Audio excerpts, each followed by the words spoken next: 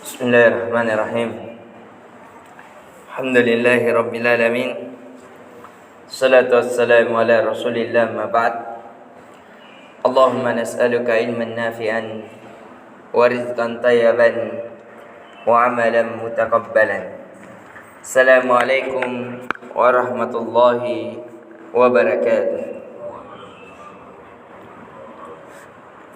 Alhamdulillah, pertemuan sebelumnya kita telah menceritakan bahwasanya Nabi Yusuf alaihi salam bersama bapaknya yaitu Yakub alaihi salam awalnya tinggal di Paddan disebabkan Nabi Yakub alaihi salam telah berkeluarga, memiliki banyak istri, anak-anak dan beberapa hewan ternak, yang dimana bapak dari Nabi Yakub tinggal di kota Kan'an. Namun di suatu hari ketika telah wafat bapaknya, maka dia berazam untuk kembali ke kampung halamannya. Akhirnya pada setelah lahirnya Nabi Yusuf alaihissalam, bapaknya kembali ke kota Kan'an, yang pada saat di perjalanan ibu Nabi Yusuf alaihissalam yaitu Rahil meninggal dunia di perjalanan ketika melahirkan adik dari Nabi Yusuf alaihissalam yaitu Bunyamin. Dan kita sudah jelaskan bahwasanya Nabi Yusuf alaihissalam itu bersaudara 12 dan dia anak yang ke-11. Sekarang kita akan menceritakan Nabi Yusuf telah tiba di kota Paddan, telah tiba di kota Kan'an. Kota Kan'an ini adalah dahulunya negeri Syam, dan dari Mesir itu tidak begitu jauh. Memang kalau dahulu sangat jauh disebabkan perjalanan dahulu entah dengan bernaik kuda atau dengan unta, itu mengadakan perjalanan berhari-hari. Namun kalau sekarang itu cuma beberapa jam saja. Jadi setelah Nabi Yusuf alaihissalam telah sampai di kota Kan'an, kota di mana Nabi Yusuf alaihissalam itu akan dibesarkan. Akan tetapi ketika telah pertumbuhan ini, Nabi Yusuf alaihissalam bermimpi sebagaimana yang diceritakan di dalam Al-Quran. Ra'aitu ahada asyara kawkaba wasyamsya wal qamar ra'aitu li sajidin. Wahai bapakku, sesungguhnya saya melihat di dalam mimpiku ada 11 dari bintang-bintang yang bersujud kepadaku, dan saya melihat bulan dan matahari ikut bersujud kepadaku.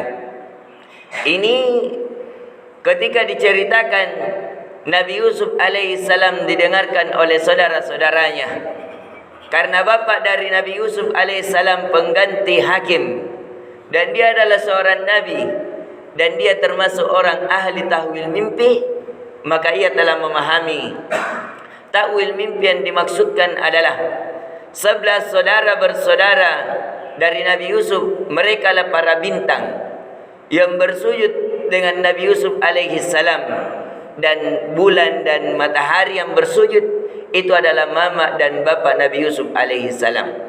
Adapun yang disebutkan mama dari Nabi Yusuf alaihissalam yang bersujud di situ adalah pengganti dari mamanya, bukan mama kandungnya, disebabkan mama kandung dari Nabi Yusuf alaihissalam telah meninggal dunia pada saat perjalanan ke Kan'an. Jadi yang dimaksudkan adalah pengganti mamanya, karena istri Nabi Yakub alaihissalam itu diantaranya 2 bersaudara. Jadi 2 bersaudari yang dia nikahi. Ketika meninggal mamanya, maka dia amanahkan kepada saudarinya untuk merawat anaknya. Jadi inilah yang diceritakan, sehingga sebagian saudara-saudara Nabi Yusuf yang dimana terus bergairah untuk menggantikan kenabian yang diwariskan oleh bapaknya, namun tak kunjung datang dia dapatkan. Anak yang baru lahir, yang masih kecil, mengapa dia yang diberikan hal tersebut? Itulah yang menjadikan dia hasad. Kenapa dia yang diberi, kenapa bukan saya? Padahal saya lebih berhak. Khususnya Yahuda. Yahuda ini, disinilah keturunan Bani Israel yang jahat-jahat. Orang-orang Yahudi yang sekarang yang membantai kaum muslimin yang ada di Palestina, itu kebanyakannya keturunan dari Yahuda, yaitu Yahudi. Jadi ini yang harus untuk kita perlu perhatikan. Jadi dari sinilah Nabi Yusuf alaihissalam kenapa dihasati oleh saudara-saudaranya. Dan sebelum mimpi Nabi Yusuf alaihissalam, pernah juga Nabi Yakub alaihissalam suatu malam bermimpi yang buruk, yang mengakibatkan dari sebagian istrinya terbangun karena teriakannya yang sangat keras. Dari mimpi Nabi Yakub alaihissalam, dia melihat di suatu gunung. Dia berada di suatu gunung yang tidak bisa ke kiri dan ke kanan, seakan-akan berada di ujung jurang. Dia melihat seorang anak yang kecil yang dikejar-kejar oleh serigala yang tidak ada mampu menolongnya. Dan serigala yang mereka kejar-kejar ada 10 saudara yang mengejar-ngejar seorang anak kecil yang di ujung tidak ada lagi jalan. Anak kecil tersebut akhirnya terjatuh ke dalam jurang.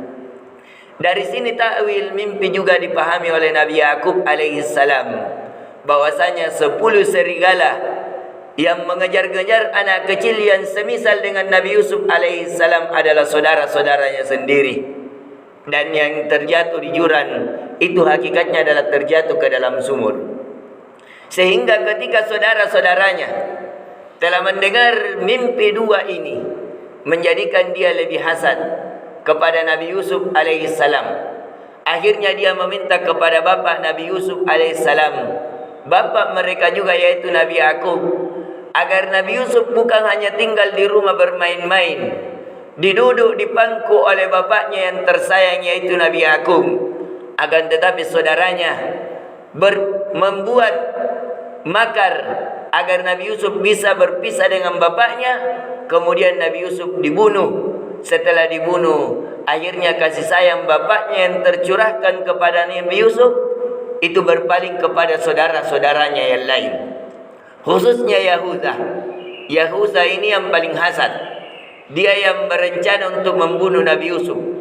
Namun dia mengatakan kita tidak mampu membunuh Nabi Yusuf ketika kita pisahkan dengan bapak kita. Sehingga dia berusaha untuk memisahkannya.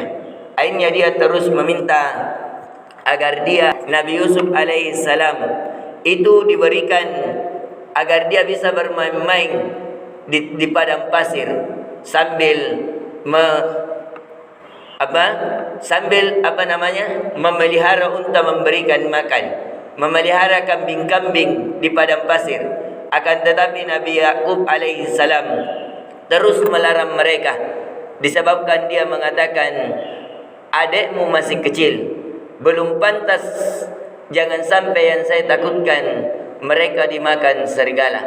InsyaAllah di pertemuan selanjutnya kita akan melanjutkan tentang bagaimana, apakah dia di pemberian berapa, kemudian bagaimanakah sikap. Karena di sini akan kita ceritakan nantinya Nabi Yusuf akan keluar bersama saudara-saudaranya mengembala, dan akhirnya Nabi Yusuf disitulah ingin dibunuh. Akan tetapi tidak jadi dibunuh disebabkan ada salah satu saudaranya yang baik hati.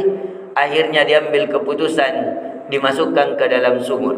InsyaAllah ta'ala ini yang bisa kita berikan. Subhanakallahumma bihamdik, syada la ilaha illa anta astaghfiruka wa atubu ilaik.